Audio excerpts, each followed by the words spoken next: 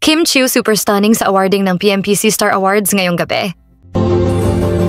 Presenting the trophies for PMPC is Baby and Nine.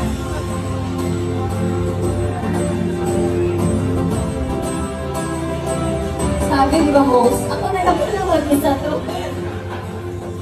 Ito ba? Ito lang. Ayan, magandang gabi! Oh, class of the G! Nanalong PBB! Pero in behalf of Ate Bianca, Melay, Edchong, Robbie, Alexa, maraming salamat po for always supporting Pinoy Big Brother. Ito po talaga ang kwento ng totoong buhay and we're very thankful sa lahat po ng sumusuporta sa amin. Lalo na't may bago kaming bahay na nasa GMA 7 po ang PBB Collab. Kaya maraming salamat. More power po sa lahat ng sumusuporta, lalong-lalo na po kay Kuya. At sa lahat ng mga nangangarap sa loob ng bahay ni Kuya. Thank you so much. Congratulations.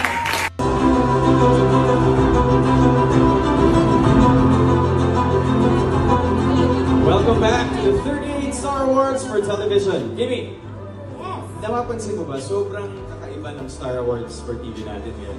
May napapansin ka? Ganapin ang Star Awards sa isang theater named after one of the greatest icons of Philippine television and Philippine entertainment, none other than Tito Dolphy.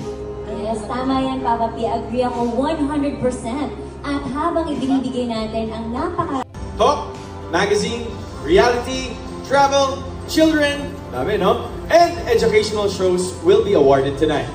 Yes, at good the star for Best Talent Search Program host goes to River Cruz and Juliette San Jose for the Clash 2024. GMA 7. Anong masasabi ninyo sa balitang ito? Magkomento sa ibaba at huwag kalimutang mag-subscribe for more videos. Maraming salamat sa panonood!